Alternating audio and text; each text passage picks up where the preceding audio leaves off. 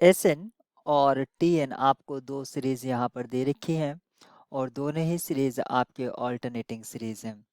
अगर alternating series हैं तो यहाँ पर आपसे ऑप्शंस में पूछा गया है एब्सोल्युटली कन्वर्जेंट और कंडीशनली कन्वर्जेंट। यहाँ पर थोड़ा सा डिफरेंस होता है। अगर एक्चुअल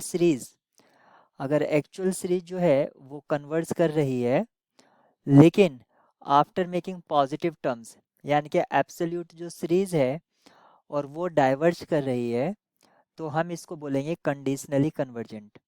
लेकिन अगर आपकी जो सीरीज है उसको अगर हम एब्सोल्यूट सीरीज बनाएंगे, यानी कि पॉजिटिव टर्म सीरीज, और ये पॉजिटिव टर्म सीरीज कन्वर्ज करती है, तो हम इसको बोलेंगे एब्सोल्युटली कन्वर्जेंट। एब्सोल्युटली कन्वर्जेंट का मीनिंग होता है कन्वर्जेंट। आप इस कंसेप्ट को भी यूज कर सकते हैं। यहाँ पर ऑप्शन में कहा गया है, ए और सी में एस एन के बारे में कहा गया है कि एब्सोल्युटली कन्वर्जेंट और कंडीशनली कन्वर्जेंट। अगर दोनों में से कोई एक सही होगा तो दूसरा गलत होगा। ऐसे ही बी और डी में से एक सही होने पर दूसरा गलत होगा। तो इस तरह से हम इसको एक तरह से देख सकते हैं। लेकिन इसको करना कैसे है? करने के लिए सबसे पहले मैं एस एन को लिख लेता हूँ, जो कि एस एन आप देख रहे हैं -1 raised to the power n upon 2 की पावर n+3। ये हमारे पास एस एन है। अब ये जो हमने एस एन लिखा है, इसको सबसे पहले मैं पॉजिटिव टर्म सीरीज यानी कि मोड ऑफ एस एन लिख लेता हूँ। वो होगा 1/2 की पावर n+3, और ये आपका इक्विवेलेंट है 1/2 की पावर n, और ये आपकी एक ज्योमेट्रिक प्रोग्रेशन है with common ratio half. Geometric progression with common ratio half तो कन्वर्जेंट होता है, ठीक है, अगर लेस देन 1 है। आपके जो फर्स्ट है वो एब्सोल्यूट कन्वर्जेंट हो जाता है। और इसका जो सम है, सम आप निकाल सकते हैं, a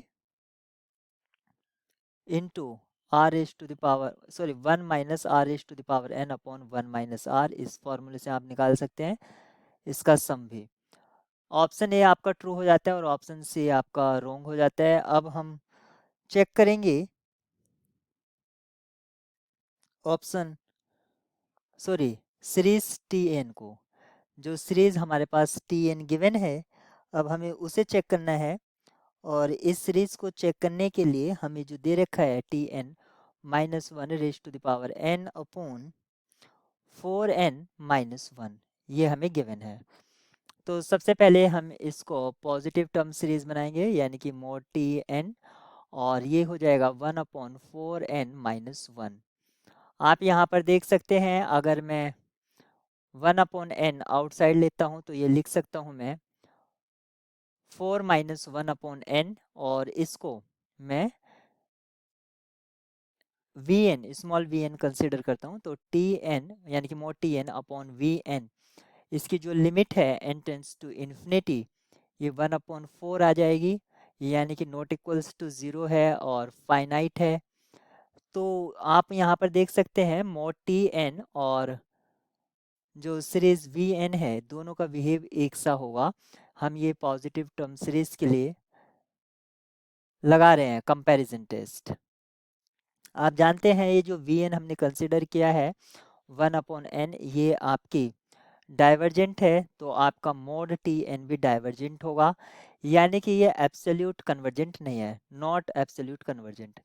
not absolute convergent, but हम यहाँ पर ये देखेंगे कि क्या जो गिवन सीरीज है वो कन्वर्स कर रही है या नहीं कर रही है।